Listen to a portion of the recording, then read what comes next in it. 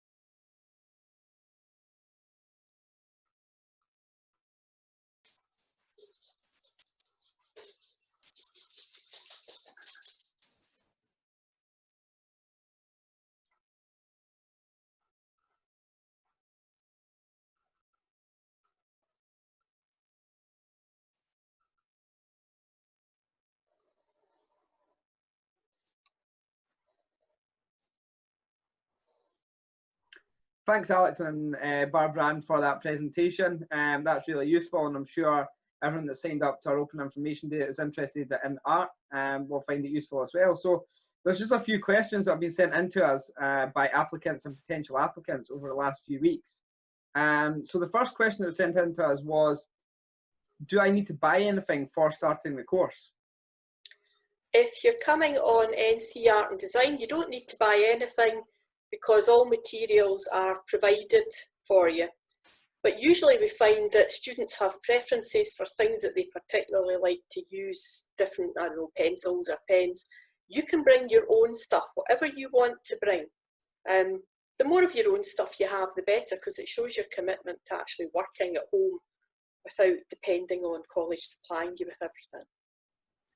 Perfect, thanks Barbara. And what about yourself, Alex? Is there anything for the HN courses? At HNC, yeah. At the HNC level, students provide their own materials. There's a part of their SAS or student loan that covers materials and materials expenses. It makes sense at that level. You're doing much more kind of personal and personally directed work, that you buy the materials that you need rather than us providing them for you. So at the start of the course, there's an option to buy a portfolio pack, and everything that's supplied, all the basics are supplied in that. But you do have to provide that yourself, pay for that yourself. Perfect. So do applicants who have been offered a place get given a list of this prior to starting? Yes, they'll get that in a handbook. Oh, perfect. So kind of leading into that, on the interview stance is, do I need to bring a folio of work to my interview, and what would it include? Yes.